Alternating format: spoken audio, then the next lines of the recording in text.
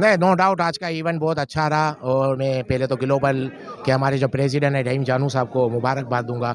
काफ़ी अच्छे तरीके से ऑर्गेनाइज़ किया और रहीम जानू साहब हो गए, अख्तर अरफा साहब हो गए, अयाज बंदूकरा साहब, इनकी पूरी टीम को मुबारक दूंगा क्योंकि इस तरह के इवेंट होने चाहिए। और जिस तरह के आजकल हालात चल रहे हैं पाकिस्तान के, तो इस तरह के मिलजुल होना चाहिए। लोग एक दूसरे से मिलते हैं तो आपको पता है कि जब आप खुशियाँ एक दूसरे से शेयर करते हैं तो वो डबल हो जाती है और गम को शेयर करोगे तो आधे हो जाएंगे। तो इस तरह के इवेंट, इस तरह की गैदरिंग होनी चाहिए कि आदमी एक दूसरे से मिले और डिस्कशन करे। आई थिंक बहुत अच्छा स्टेप है और इस तरह के काम, इस तरह के इवेंट होने चाहिए। देखिए वन डिश का देखें इम्प्लीमेंट आप गवर्नमेंट के ऊपर छोड़ेंगे तो पॉसिबल नहीं है क्योंकि जिस तरह के यहाँ के हालात चल रहे हैं, मनी मेकर सोसाइटी, हम गवर्नमेंट की तरफ प्रेशर डाल भी दें तो फिर उनसे वो कैंटरिंग वाले इस तरह से कांटेक्ट कर लेते हैं कि वो आगे पीछे हो जाते हैं।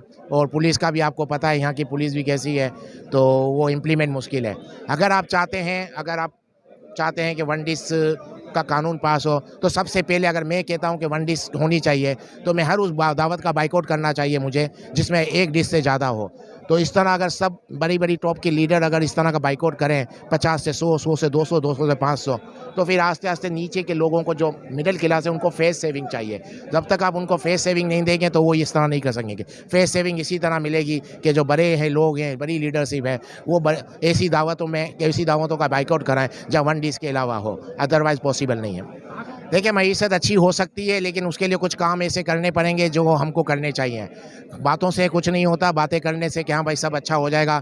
तो वो क्या कहते हैं, कबूतर अगर बिल्ली को देख के आंखें बंद कर दे तो इससे कोई फ़र्क नहीं पड़ता।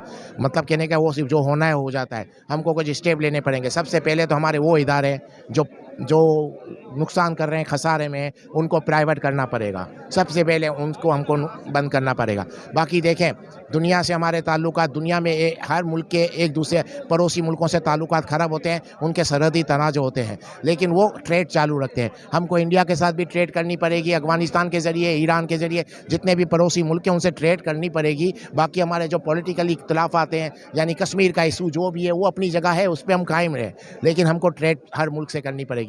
ये 2-3 चीज़ें स्टेप लेने पड़ेंगे, वरना अदरवाइज़ पाकिस्तान की इकोनॉमिकली पाकिस्तान का कोई फ्यूचर नहीं है।